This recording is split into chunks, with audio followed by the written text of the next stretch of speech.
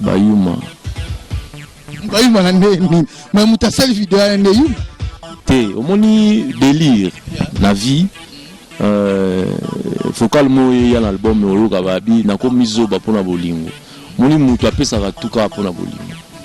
Ba yo kama makamusu to loba na mukiliza ke au général azara général na armée, mais so akomi na palais azara mobali ya momi mwasi na ye na palais. N'hésitez pas à liker la vidéo si elle vous plaît et si vous êtes nouveau sur la chaîne, n'oubliez pas de vous abonner et d'activer la notification pour ne rater aucune de nos prochaines vidéos. On commence. Lié na ma musique auto saleza. Si ko tonga ya olo banga lobi na kombo ya wera. Au monte que côté mo boye neti mutu zo sala otale émission télé mais pourquoi wera peut laisser des genres de choses comme ça passer à la télé na kombo na yo. Donc c'est que côté mo boye to loba ba orchestre ngo Congo ba organisation za ngo bien te mais balingo ko c'est la ka ba to makam. Ba biloko wana jeune wana lobi wana komona na mutu ngo boye je crois pas que toza ba to rolanda moramba lobi to ba nozong sa moramba lobi même.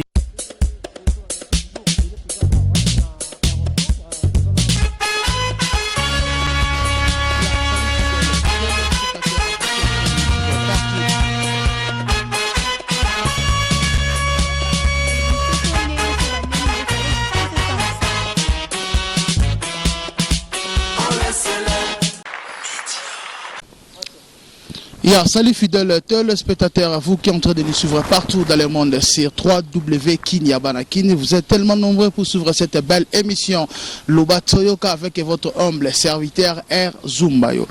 Le long de ce moment, vraiment, na royambela bino mutu oyo alobara bien Francis Moubiala azali président ya la team Wata a na kat na Afrique du Sud. Vraiment moi ba nungu salaki yé lelo aye pour expliquer na peuple oyo basali partout dans le monde ba comprendre que ezalaki nini to yambaye pour décortiquer que makamunyo son ndenge il kaki avant na yamba Francis Moubiala. Je dis un grand merci à Samuel Tabiala, Grand Jésus, maître Ramsès Kilo Adjoboura, Giscard Masuku, autorité morale à Dragon City, sans oublier Studio Maxi Pro, Studio Maxi Pro na Brésil wala na Paulo na São Paulo vraiment, et ça la maramba bien vraiment. On a besoin de produire yo ba koto studio ba ça maramba sur promotion ya musique concert religieux na autre ba ya mokili nyoso na bengaka numéro na biso Studio Maxi Pro et za wana vraiment to mba Francis Moubiala président ya la team Wata a na 4 na Afrique du Sud. Bonjour président. Bonjour mon frère. Boni. Oui, calme ali hein, ça m'a sala biso grâce tozali quoi. Djubay kaka Afrique du Sud déjà quoi. Afrique du Sud, la team Wata ezotambola ndengeni. Ouais, Afrique du Sud, la team Wata maramoué que ne pepele. Toza juste en concentration et puis organisation à maramoué to quoi acquérir album na biso ya mi 11 000 démons quoi. Donc voilà quoi. Mi 11 000 démons album wana eza ya héritier to eza ya orchestre nae. Album eza ya président héritier Watanabe Gogan yembinde na kati na ba musicien na ya orchestre quoi. Toki nungu pe susu babi ke ba musicien mususu ya obalongwaki anakle alingazonga beta force poison. Bon moni Gogan maître supérieur alobaki barolela ebele baroseka mukie comprendre. Donc tous les langues portent en haut et comme on a mis sur bateau comme ça tu es banni to lo ba pour la minute où mutazonga ki to bi ya pas d'aché donc total non on est maramoye que mais biso mingi to vraiment concentré na mi 11 000 démons et puis alobaki que c'est lui qui chante et puis to yebi que yende mutaza l'idée ya ba makambo babaki watandi mokonzi ya mouvement na ye batutu ba diembela. Si vous avez un espoir au Diembela, si vous avez surtout bon merci, puis tu continuer le chemin quoi. Tu continuer le chemin avec la musique intelligente merci beaucoup vraiment tamu oyambaki base ozo sale mais ça beste ezali eza réalité à propos ya makambu ya président héritier Watanabe ya vidéo wana en tant que bino ba membre ya président na tout ba non président. Il y a la team Wata on a 4 Afrique du Sud. Tant au monaki vidéo on a ça qui sonne makasi. Bon, omoni neka monde la musique kendaka. Tant na yoga na mona vidéo pour la première fois. Na vana no mwa kimia, mais loko na loba ki zalaika Bayuma.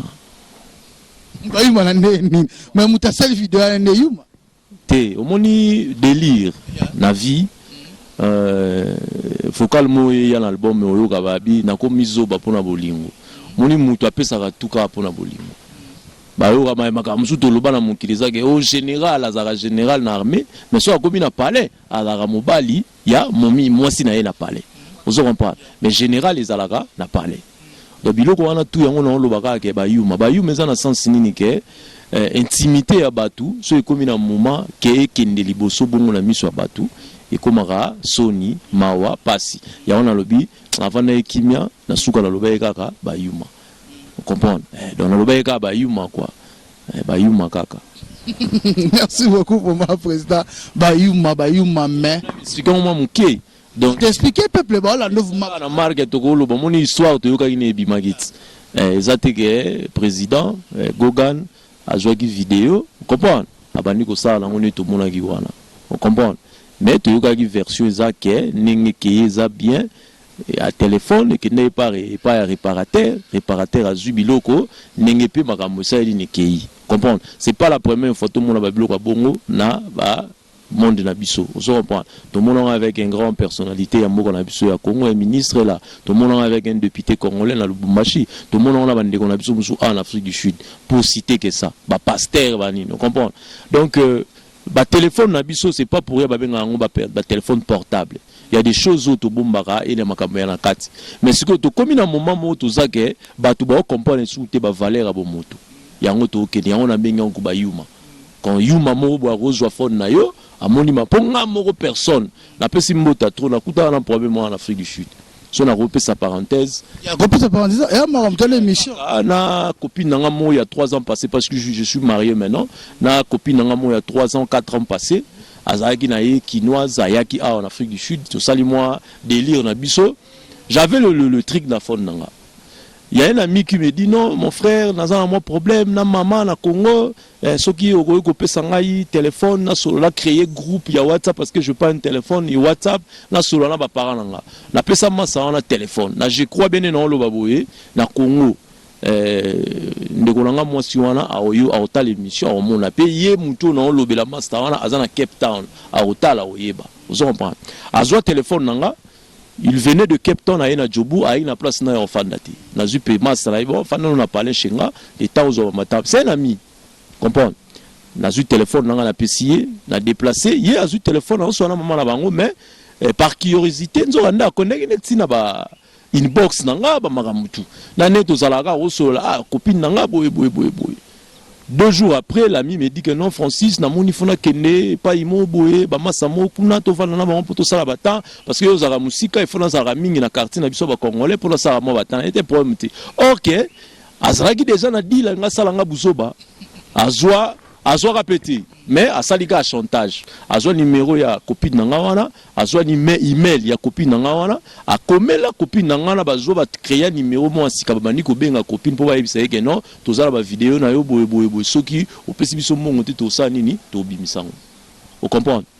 Et puis tant la fille a benginga ngai moko en personne habité mon téléphone na pesa ngo mutu te à part master wana. Et j'ai appelé maintenant master comment okima tilelo na lo ba boye 4 ans passé na master to sola soute tout monde na soute.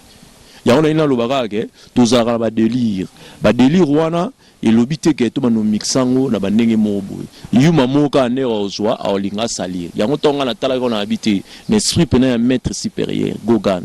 Comprendre et le wana olobi expliquer ba tout bien ba congolo ba meloman na biso o ba dingapso partout dans le monde ba comprendre mais le wana o salami à téléphone na ezali première fois te ya vidéo ya héritier o ezali 3e fois o to moni mutu loko héritier misia munene ya mboka oyo OK partout dans le monde au mokili mobimba et ganga héritier partout ba héritier ba tambusela ba mapeka Kinshasa mobimba Paris banini niveau wana hein et ça première fois déjà 3e fois takutu première fois to le erreur 2e fois erreur mais 3e fois to le erreur bon omoni erreur ezoya tant que le bagage yé mutu vous comprendre atindi ce guerrier vous comprendre mais si que tant que Watanabe makambo ezananu succès ezananu les gens qui na intervenu liboso lo bayeka que non la façon dont le monsieur respecte le maman aza mutu akoli na vie na maman ayebi valeur ya maman vous comprendre mais ngana loba ezakaka bayuma vous comprendre ndenge ba mimi makambo ki place ke wana et vous à la première fois vous comprenez deuxième fois troisième fois dans la Bible baloba na mutu akoya 7 fois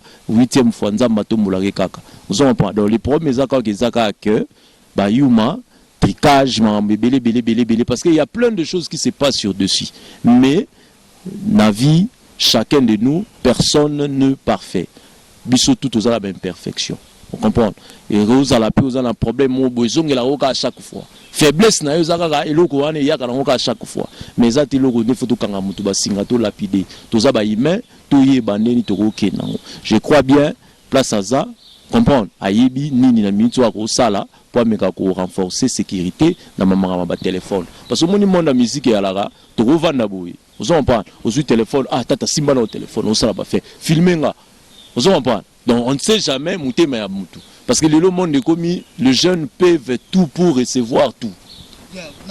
Par rapport à cet exemple, moi, il y a Papa Wemba, qui est ton nom repose en paix. Papa Wemba, tu écoutes je me suis dans le studio na RTNC. Na Papa Wemba, na obenga yo po to sa une émission. Papa Wemba bi petit benga nga téléphone nga la pesa motote. Nga mo na yamba ka téléphone nga. Exemple on a fait ba leader na biso pe ba héritier Watanabe yo loko zala na yo za proche na ye. Faut pesa ba conseil bongo ke ba ba leader déjà munene. Mutu loka wera ba simbele sur téléphone. Ta koma na téléphone na ye moko. Bon yango wana no lobby, omoni place okina makambo ngo wera Papa Wemba ba kester ba na ba téléphone na bango parce que ba utaki déjà na ba mona pe déjà ba makambo na makambo apesa ba téléphone donc ne pe ba komo mutu zo mona ba makambo boye le jour au jour mutu pe azobakisa connaissance azobakisa nani parce que mutu mo ta koka vous comprenez na ba makambo ni mona maya okoma tanzu ce soit na téléphone et puis que téléphone yaye laptop eza laptop na ye vous comprenez eza portable eza yaye parce que ni to vanda ka boya wa mutu tout ana ba secret na ye na kati ya téléphone mais kozala kolinga batu mingi orundi mateke muto tanso na pese loko akosala loko azosala parce que mais muto yango azala mama kalisila ya ndenge na ya sali makambo naye donc loko wana ezaka ke muto mukili yango mona olobake ba yuma yuma mobo ya zo accompagne teke eza ba vie eza ebete wala gogan akena ngana akena ngona bon mais par rapport à justice na biso tongo salaire musala ba interpeller héritier na Naomi ba bengi bon na justice vraiment batu baza ko déclarer ba justice na fallait bakanga kaka héritier ba bomba ba pesa ata 6 mois moko boye asala na prison moni en tant que yo président ya ba fan héritier ana Jonis bon ça qui normal te ngelo na ina loba ezaka ke sika photo mona ke république to komi na minute oyo ba milo ba mike e komi pena ko bonga parce que na makambo to tangi wana ba député o ba lekala ba vidéo na bongo to tikolo yo kateke ba interpella député to ba interpeller mutu pona ba nini wana mais siko moni ke et salami même nous lobby hérité ça jusqu'au deuxième troisième fois mais lelo ya troisième fois ba interpeller pour mona ke justice na biso ya mboka et sala mais ce que pendant que non moi plus on lobake fallait ba kangae boloko bani wana ko mutema mabe ba congolais wana bine ko mutema mabe ya ba congolais kaka pona luka ko déstabiliser donc eza association bena ba yuma ba luka ki to sala bongo comme ça biso to bima na sima poto kinina to kinango boye mais yo linya association ba yuma le yango fort omoni ba vie ba yemba ba nzembo yuma les états d'esprit ils ont monté ce qui yuma yanki état d'esprit yanki zaka muto azobule ke loko na sala o so na sali yango eza pona obebisa ba réputation ba makambo yuma a osa ni kaka poza na sentiment ya mama sala ya muto lo ba yuma parce que zaka ba yuma ne ba ko ke na ne ba kene na ngo pona lo ba hérita ke no vanda na boloko pona makambo wana donc na éviter c'est sa copine comprendre ba kena mama na ba ne ba kene na ngo wana bon alors ba interpeller a fouti amende c'est tout. C'est tout. À foutre amende, c'est tout. Par rapport, il y a tant à la mers, à la pidère à la mers, donc il y déjà foutre amende. C'est à lui maintenant, je crois bien l'État congolais, et bien quand il peut la qui ça y est, bah n'engé fois qu'il n'y a pas de paix, bah édiqué. pour se regrouper église, tous aura l'État, toute famille. Donc, à zuper l'État déjà. Je crois même ma pasteur naïe ou bazaranaïe, à zaper na conseil bapesi. Bisopé, batuya rendre, baramutu, to pesipe ou fait to pesa. Tu vois. Donc, les attaques, prison, bolo, il y a des gens qui tuent les gens chaque jour au pays. Il y a les gens qui font des choses volent. Bon, ça m'a mébélé dans le Congo. Comprends? C'est pas comparable à moi mérité au tolo ba on les a erreur mon boy à la vie délire à mutu les gens bazuango basala on a ninga bakina ngwana ko kendete na baninga ke baba ki ba pesa ki quand même fiona et donc même forcé héritier obenda boy ta la vidéo maman le bon makambo yo lo ba te yo kana no papa moni héritier Watanabe nous devons pas aussi continuer à faire tour na makambo ya vidéo oyo parce que héritier Watanabe azano homme marié comprendre à sali délire ton soupenza mekarande mutalinga yebisa mwana maike ke na ngona mabo yetika ba mama mususu yango baloba na kukuso mu bimana poisa ozaje ozomba mettre wa batute tozonga na ba TV to ba noloba kaka boye parce que na ndenge to moni na vidéo to mikolo ko forcer ngeza la soki rita forcer ngi ba sana fi wana sexe na forcer ko sana sexte ezaka ke délire na bango sentiment ya mwana mobali ya monika azwa to ya mwana mwasi ezaka nango mon frère to banda ko baluka ngona to mikolo to ba grande personnalité héritier Watanabe aza mutu munene na pays aza na mwasi aza na bana banini donc l'été ça sali makambo to évoluer ya par rapport ya porte-parole ya maison mère na yamba qui est vraiment au hasard na ville à Johannesburg apesa ki ba détail na héritier senta na mboka oyo atika mwana na Yeo Street héritier boye olanda quand même émission na mona émission na mona émission pour maramu toujours tout moni titre eza na kombo héritier Watanabe to boka miso to ba so maramu nezoleka totala na tala ki pena moi émission quoi ba propos ya garçon na ezaki na normal ezaki a confirmer ki malobana to akosaki omoni Mbayo Zumoza journaliste na oyo beti solo za ina vu beaucoup la RTNC na Congo déjà si on veut beaucoup la PCO chez micro c'est que considération yali donc là avant la keneno musika na ngana lobano mo muke na ba chroniqueur na biso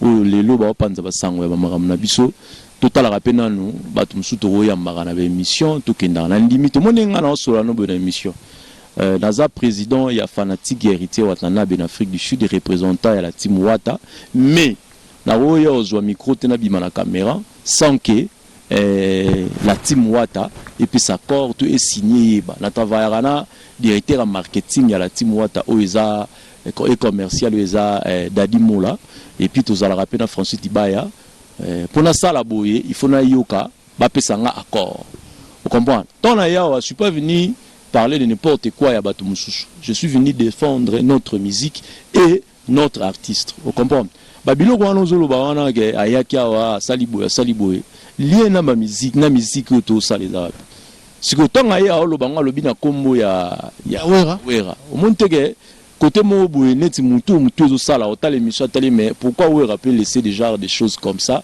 passer à la télé na kombo na ye donc c'est que côté mo boye to loba ba orchestre ngwa Congo ba organisation za ngo bien te mais bali ko kosela ka batu mamakam babilo ko wana jeune wana lobi wana komona na mutu ngo boye je crois pas que toza batu to landa moramba lobi to banozong sa moramba lobi mais mingi to lobi ka na biso ba site na biso to yebaka mais ça yo za en Afrique du Sud déjà moni mutu poaleka na chaîne awa faut buluka boye bana na linga lobanini so message ezate inutile au lexa parce que ils ont détruire les mers na biso ils ont détruire les musique na biso congolaise parce que lelo musique congolaise est comment le rôle monde ba délinquant et comment le monde ba voyou mais musique eza arme oyo et ça la guerre détendre ba mers na biso et détendre ba nerf na biso tozana ara ba mboko oyo revana o raisonner ba na mo timo musique et ça le moins vrai parce que lelo musique comme le rôle pour lobe la musique il faut la voyou pour lobe la musique il faut la délinquant pour lobe la musique il faut la muto balabala OK c'est pas ça voilà la raison pour laquelle biso pénal à la team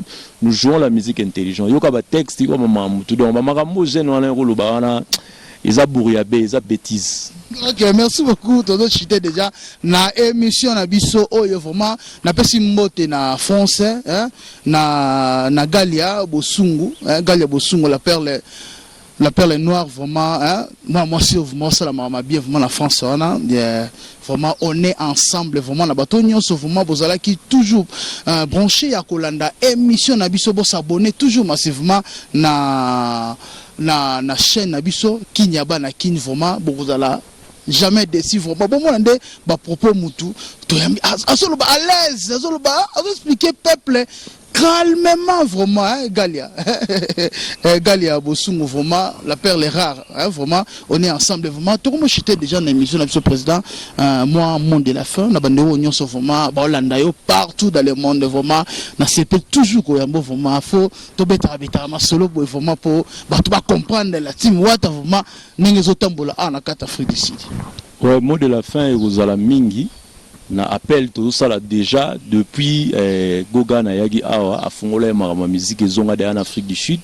Moi je confirme na qualité je confirme que héritier Watanabe ne mutu azongisa musique awa na carte Afrique du Sud.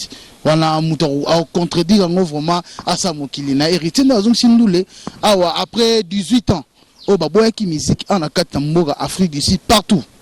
C'est ça donc déjà ba coin Afrique du Sud déjà il y a bougé à Ningana. Pretoria, les amis de la team Wata na Pretoria, Djobour, les amis de la team na Djobour, Cape Town, les amis de la team na Cape Town, Bandego Baza vraiment sensibilisé pour en recevoir album na bango mi-ange mi-démon. Donc on va makam sous toyo keza ba delire makam belé tout ça la rappelle na ba fanatique tout.